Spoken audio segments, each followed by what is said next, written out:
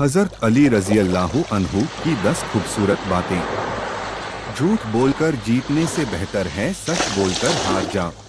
इनकी वजह से दोस्तों में इजाफा होती है और दौलत की वजह से दुश्मनों में इजाफा होता है। जहाँ तक हो सके लालच से बचो, लालच में जिल्लत ही जिल्लत है।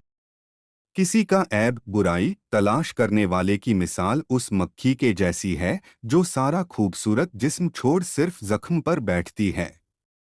जो इंसान सजदों में रोता है उसे तकदीर पर रोना नहीं पड़ता। दोस्तों के गम में शामिल हुआ करो हर हाल में, लेकिन खुशियों में तब तक न जाना जब तक वो खुद ना बुलाए। कभी भी अपनी जिस्मानी ताकत और दौलत पर भरोसा न करना, क्योंकि बीमारी और गरीबी आने में देर नहीं लगती। कम खाने में सेहत है, कम बोलने में समझदारी है और कम सोना इबादत है। मुश्किल तरीन काम बेहतरीन लोगों के हिस्से में आते हैं, क्योंकि वो उसे हल करने की सलाहियत रखते हैं।